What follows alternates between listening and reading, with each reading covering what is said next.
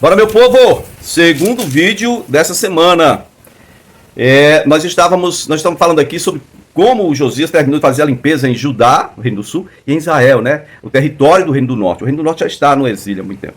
Bom, nós vamos dar seguimento hoje no livro de Jeremias, no capítulo 7, do versículo 1 ao 34.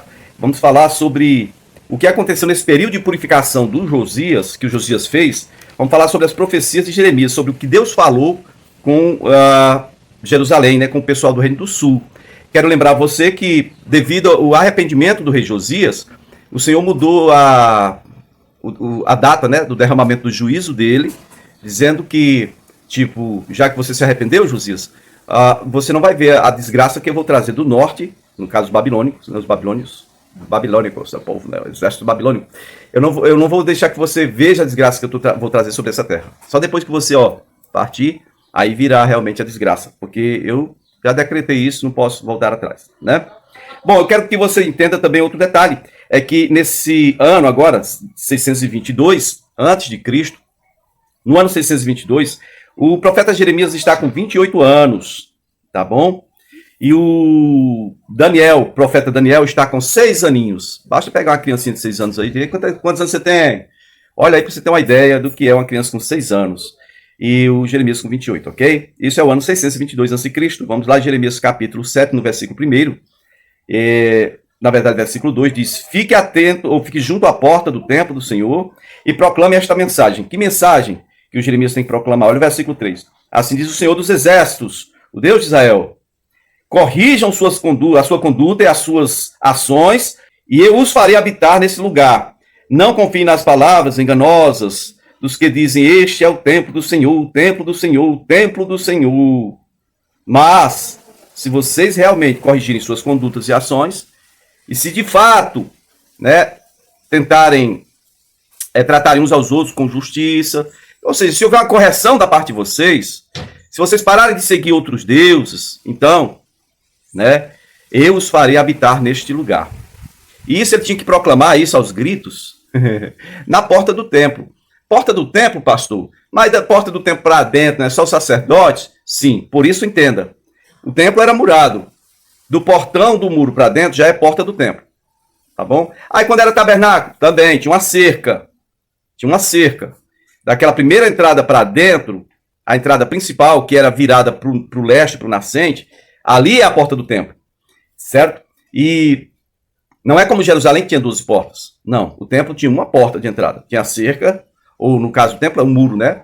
E tinha no muro, tinha uma entrada, a entrada principal, que você pode ver na época de Jesus, é onde hoje tem um cemitério, a entrada principal. É a Porta Formosa, que também era a porta de Jerusalém, dava acesso, tinha uma porta lá de Jerusalém que dava acesso à Porta Formosa, que é a porta do templo. Era a porta principal por onde Jesus entrou, né, na cidade e depois no templo. É claro que o animal não foi entrar até o templo, ele só entrou no portão da cidade, que dá acesso direto ao templo, tá bom? Bom, e Jeremias então estava proclamando isso na porta do templo, não era na porta simplesmente da cidade, mas era a porta do templo. Versículo 8 de Jeremias capítulo 7 vai dizer assim: mas vejam, vocês confiam em palavras enganosas e inúteis, vocês pensam que podem roubar e matar, só faltou destruir aqui para ficar igual o Satanás, né? Vocês pensam que podem roubar, matar, cometer adultério, jurar falsamente, queimar incenso a Baal, seguir outros deuses que vocês não conheceram, e depois vir e permanecer perante mim, neste templo, que leva o meu nome, diz o Senhor, né? E vocês dizem, estamos seguros para continuar com essas práticas repugnantes, seguros para continuar pecando, né? Tem gente que faz isso.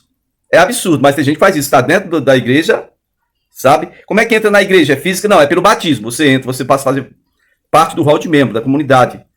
Aí você está dentro da igreja dizendo: eu estou seguro. Mas seguro para continuar pecando? Olha a advertência do apóstolo Paulo. Que faremos, pois? Continuaremos nós pecando ainda mais para que a graça abunde? De forma alguma. Como continuaremos no pecado, nós que para ele já morremos? Não? Bom, queridos, é isso que está acontecendo aqui, é isso que está sendo denunciado aqui na porta do templo. E eu já estou estendendo para a porta da igreja. Certo? Então eles estão pecando. Depois corre para dentro do templo e diz: estamos seguros, porque o Senhor vai nos proteger aqui com essas práticas repugnantes. Versículo 11 diz: este templo que leva o meu nome, tornou-se para vocês um covil de ladrões. Cuidado, eu mesmo estou vendo isso, declara o Senhor. Ai, ai e ai. Verso 12. Portanto, vão agora a Siló. Onde é Siló? Olha aí. Nós estamos falando de Jerusalém, é o local do templo. Siló era o local do tabernáculo, onde ele ficou desde que invadiram a terra de Canaã até agora a época do exílio babilônico, tá bom? Na história aqui, cronológica, é isso. Verso 12 diz, vão agora a Siló, o meu lugar de adoração, onde primeiro eu fiz uma habitação em honra ao meu nome. E vejam o que eu lhe fiz por causa da impiedade de Israel. Ai! O primeiro templo era em Siló, né? Jeroboão fosse mais esperto, só um pouquinho mais esperto, ele teria colocado o bezerro de ouro lá. Né? Mas o interessante é que esse ano, agora, esses dias, você pode procurar aí no Irmão Google, o Irmão Google vai te mostrar que a arqueologia encontrou o local exato onde o tabernáculo ficava. Por que eles encontraram? Como é que eles dizem que encontraram? Bom, eles encontraram escavado na rocha buracos para colocar umas toras de madeiras e eles estavam com as medidas do tabernáculo. Tinha que colocar, realmente cavar no chão para colocar as tábuas de pé, né? E ficou muito tempo ali, gente, muito tempo, tá bom? Então, Siló era esse local onde estava o tabernáculo e foi encontrado. Mas também outra novidade que você vai encontrar, se você procurar aí no Irmão Google, é que essa cidade de Siló, ela foi totalmente destruída. Ela foi destruída pelo fogo. O Senhor a queimou.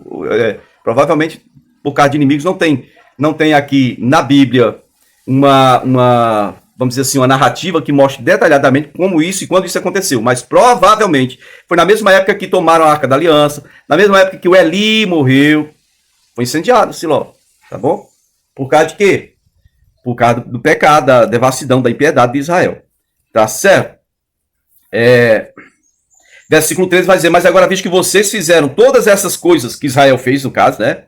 E apesar de eu ter falado repetidas vezes e vocês não me deram ouvido, não me deram atenção, e eu tê-los chamado e vocês não me responderam. Verso 14 diz, eu farei a este templo, que leva o meu nome, no qual vocês confiam, lugar de adoração que dei a vocês e aos seus antepassados, o mesmo que eu fiz a Siló. Verso 15, eu expulsarei vocês da minha presença, como fiz com todos os seus compatriotas, o povo de Efraim. Olha o verso 16 aí. Você, Jeremias, é Deus falando para Jeremias. Não ore por este povo, nem faça súplicas ou pedidos em favor dele. Não interceda por ele junto a mim, pois eu não o ouvirei. Não vê o que estão fazendo nas cidades de Judá e nas ruas de Jerusalém? Os filhos ajuntam lenha, os pais acendem fogo, as mulheres preparam a massa e fazem bolos para a rainha do céu, ou dos céus, né? Não é do céu, não é dos céus. Essa rainha dos céus aqui, hoje é que eles atribuem a Maria, mãe de Jesus, Senhora e mãe dos céus, né? Mas se a Maria pudesse voltar realmente, se ela pudesse falar com essa gente, ela mandaria parar essa safadeza, né? Isso é uma mistura de falta de conhecimento, que a gente chama de ignorância brutal, com uma pitadinha de, vamos dizer assim, de interesse em administrar o engano às pessoas e falta de respeito para com a mãe de Jesus, a irmã Maria, que escreveu em seu cântico, minha alma engrandece ao Senhor, meu espírito se alegra em Deus, meu Salvador. Mas com efeito tem feito grandes coisas, tem usado misericórdia, né, com o seu povo. Bom, essa rainha dos céus aqui, ela, ano 622 a.C., era um culto que consistia em adoração pagã, já falei para vocês repetidas vezes, tem a ver com sexo, orgia, bebida, tá? Carne imunda, todo tipo de coisa, até sacrifícios humanos, eles tinham nesses cultos pagãos. Não sei se para o da Rainha dos Céus, aqui eles faziam bolos para ela. Ninguém sabe como eram esses bolos especificamente, não. Certo, queridos? Bom, vamos então, no versículo 21, aí dá um pulinho para mim. Jeremias 7, verso 21, diz assim, diz o Senhor dos Exércitos, Deus de Israel, juntem os seus holocaustos aos outros sacrifícios e comam a carne vocês mesmos.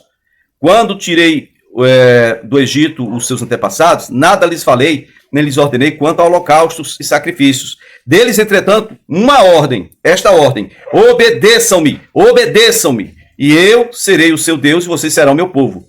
Vocês andarão nos meus caminhos, e eu lhes ordenar, para que tudo vos vá bem, ou lhes vá bem. Mas eles não me ouviram, nem me deram atenção. Antes seguiram ridículo e rebelde, né?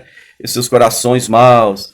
e aí começaram a idolatrar. Lá no parte final do versículo 25 agora, parte final, eu lhes enviei os meus servos, os profetas, dia após dia, mas eles não me ouviram, nem me deram atenção. Tornaram-se obstinados. Eles foram piores do que os seus antepassados. Finalzinho do versículo 29. O Senhor rejeitou e abandonou esta geração que provocou a sua ira. Verso 30. Os de Judá fazem o que eu reprovo, declara o Senhor. Profanaram o templo que leva o meu nome, colocando neles imagem dos seus ídolos. Construíram o alto de Tofete, de novo, aquele negócio do Salomão lá, Tofete, no vale de Ben-Rinom, para queimarem em sacrifício seus filhos e filhas, coisa que eu nunca ordenei e jamais me veio em mente. Tá? Agora vamos ao capítulo 8 de Jeremias, no versículo 1, diz assim: naquele tempo, declara o Senhor, os ossos dos reis e dos líderes de Judá, os ossos dos sacerdotes e dos profetas, e os ossos do povo de Jerusalém serão retirados dos seus túmulos. Serão expostos ao sol e à lua e a todas as estrelas dos céus, astros dos céus, que eles tanto amaram, né? Aos quais prestaram culto, e os quais surgiram, consultaram e adoraram. Seguiram, consultaram e adoraram. Certo, queridos? Quem são esses que adoraram tanta idolatria? Vou dar 2 nomes, pelo menos aqui, 3 nomes dos piores. Acás, pai de Ezequias, o pai péssimo do filho bom. Acás, pai de Ezequias. Manassés, filho de Ezequias, pai bom, filho horrendo, terrível, desprezível, Manassés. E o filho do Manassés, Amon, que é pai de Josias. Tá? Então, esses aí eram os piores. Foram os que contaminaram o Reino do Sul com a idolatria. Né? Na verdade, acentuaram o que já existia. Porque Tofete, o Vale de Rinom, a queima de filhos, né, a Moloque, já existe desde a época de Salomão. Já falei em outros vídeos, mas não custa salientar que a esposa de Salomão, a mãe de Roboão, o sucessor de Salomão, era amonita. Adivinha quem é o deus dos amonitas? O Moloque, Baal Moloque, tá? Bom, Jeremias 8, verso 4, está escrito: diga a eles, assim diz o Senhor, quando os homens caem, não se levantam mais. Pergunta, né? Quando alguém se desvia do caminho, não retorna a ele? Por que será então que este povo se desviou? Por que Jerusalém persiste em desviar-se? Eles apegam-se ao engano e recusam-se a voltar. Olha o versículo 7. Até a cegonha no céu conhece as estações que lhe estão determinadas. E a pomba, a andorinha e o tordo observam a época da sua migração. Mas o meu povo não conhece as exigências do Senhor. Aí o Senhor tem exigência? Claro que tem. Ninguém faz alianças sem exigências. Isso é fato. E se eu e você não observarmos essas exigências do Senhor, certamente, tão certo como você está me enxergando agora, a punição virá. Tem muita gente fazendo aliança com Jesus, está crescendo o número de cristãos evangélicos, tá? Mas essas pessoas estão observando as exigências, ou você acha que Jesus não exige nada? Não tem exigência nenhuma, não. Ele quer me salvar, se eu quiser eu sou salvo, se eu não quiser, é problema meu. E se eu quiser estar na igreja, mas quiser viver a vida de imundo, pecador, desgraçado, condenado ao inferno, é problema meu. Ok, continue aí na sua vidinha, vamos ver no que dá. Então eu quero deixar para você aqui, leia todo o capítulo 9 de Jeremias, tá bom? Todo o capítulo 9, que termina dizendo que aquele que tiver que se gloriar, glorie-se no Senhor, lá no versículo 23 e 24.